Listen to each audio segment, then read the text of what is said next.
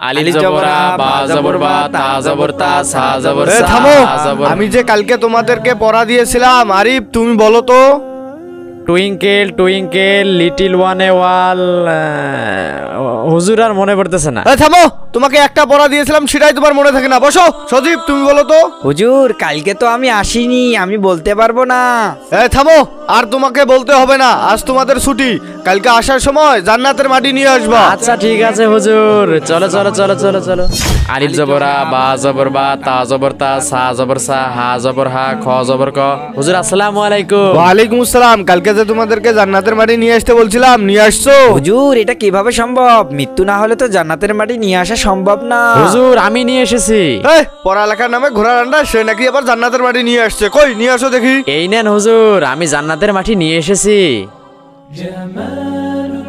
আরিফ এটা কিভাবে সম্ভব? তুমি এ মাটি কোথা থেকে নিয়ে এসেছো? হুজুর আমার মা বসেছিল, আমার মায়ের পায়ের নিচ থেকে মাটিটুকু নিয়ে এসেছি, কারণ মায়ের পায়ের নিচেই তো জান্নাত। যারা মাকে ভালোবাসো ভিডিওটিতে একটি লাইক করো।